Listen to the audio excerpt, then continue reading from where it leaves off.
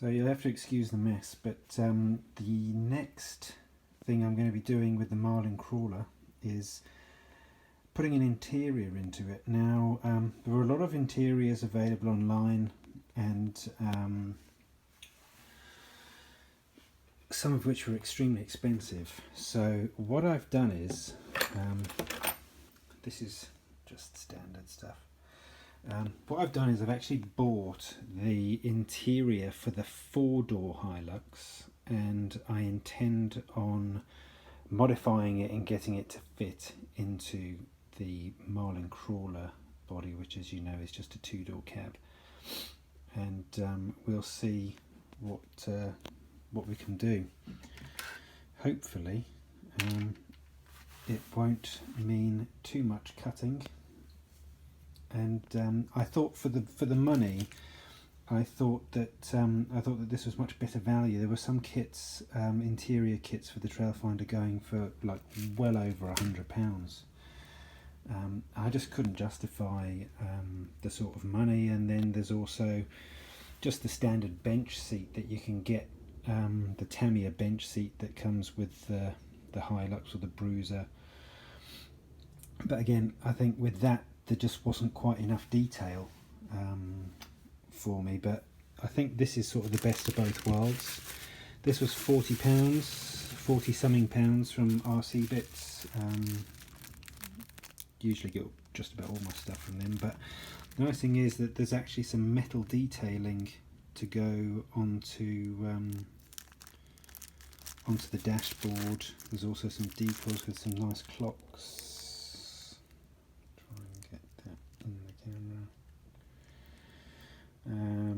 And that all the little bits of detail just help, I think. And I thought for 40 something pounds, I thought this was much better value. It's going to mean a few hours work, but I figured it would be much better value in the long run for the truck.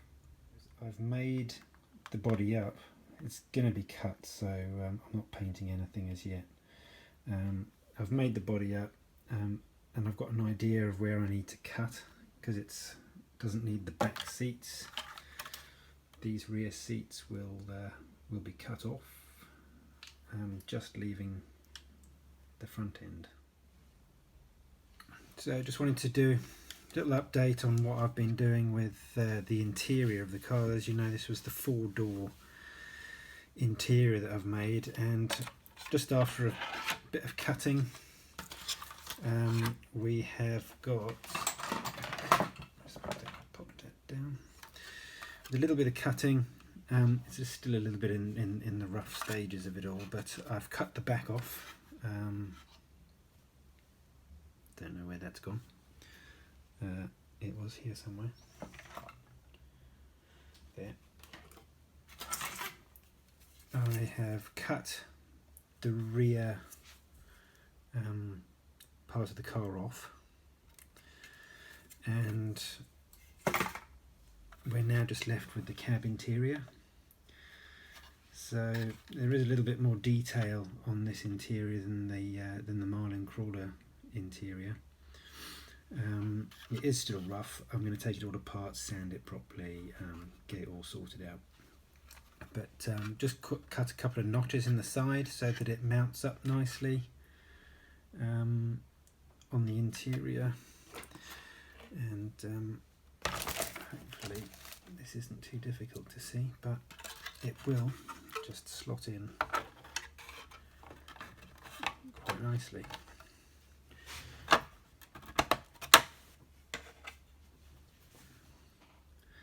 And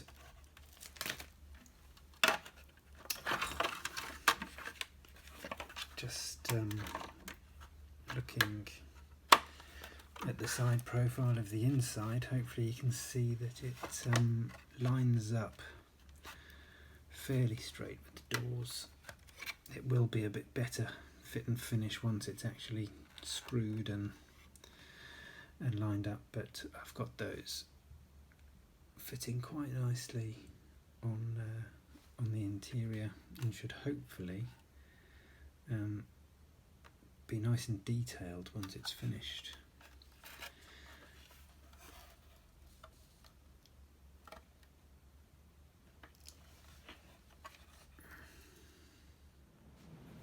So one of my biggest concerns with this interior was actually whether it would fit between the chassis and the cab itself, or the hard body itself. And thankfully it is quite tight, but it does fit. Let's see if I can just try and get a bit of light on this. So it is screwed in with the windscreen in place, or with the windows. There is a section missing, part of the dashboard is missing, but I just wanted this so that I could actually see how it was fitting in the car itself. But you can see this side, there's plenty of space between the bottom of the car and the chassis.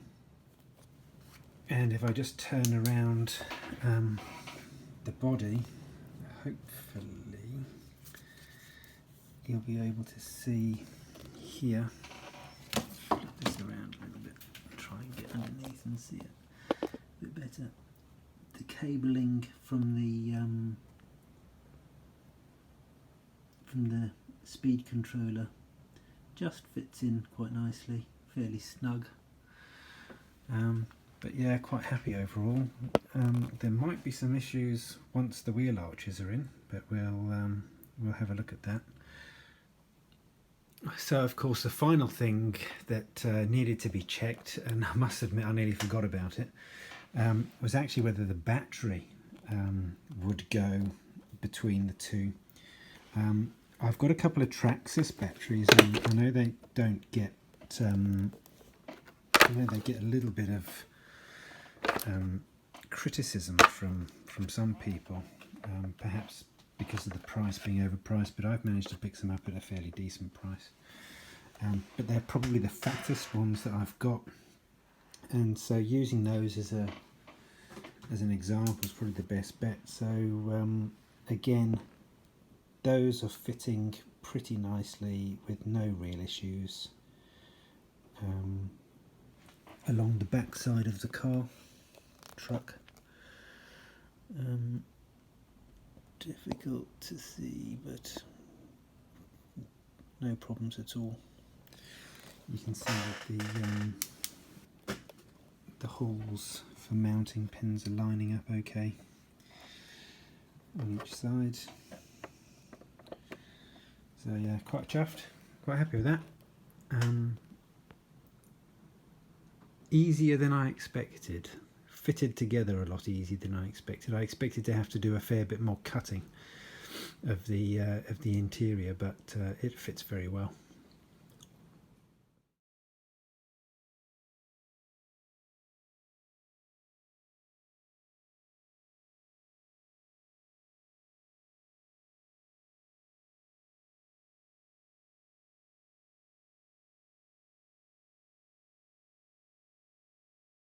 I've done a couple of little things. You'll see some wires running in at the front here. I've actually done backlit clocks for it. It's just a case of making a couple of holes in the back of the dials and putting some LEDs in. It's pretty straightforward stuff. And have a quick look at the interior. It can't see greatly. I need a driver. I'll sort a driver out at some point.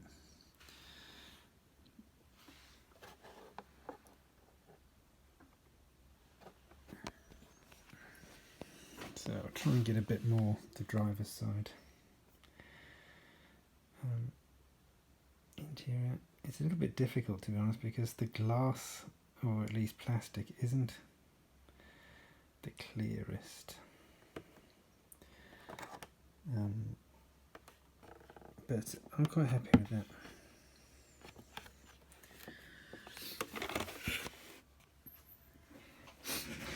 So one thing I would say with wheel arches or wheel arch liners, and also fitting an interior is, and it's one thing that has always put me off before. One of the things that just it makes it so much more difficult to actually get the body on. There's so much more stuff sort of crammed around the car. It makes it a lot trickier to get everything lining up and get everything fitting. I can see it being annoying when you're outside sort of and you need to do a battery change. So just to conclude, we've done the wheel arches and the interior. Here, quite difficult to see now that it's all back together, but the wheel arches are the shiny part. Here. And at the back there. Looks quite good.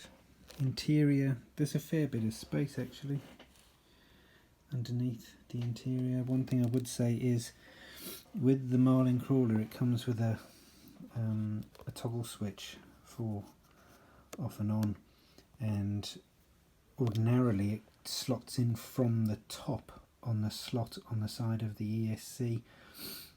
You have to putting an interior in, there isn't actually space to get to that switch anymore, so I've had to turn it over and glue it into place, actually glue it there. I think that could be something that becomes a problem. We'll have to see. So in conclusion, we've just got some outside shots here of the rear arch liner and the new interior. Windows are still dirty, so it's not the easiest of things to see. I think it's going to struggle to focus, but I've backlit the clocks inside. Very difficult to see. It keeps wanting to focus on the outside of the car rather than the inside. So that's it. In conclusion, I think it's great to add the detail. I think it's going to be a real pain in the backside trying to do battery changes on it, but it's all part of the hobby, I suppose. Hopefully you guys found it all interesting, and like and subscribe. I'll get some more videos up.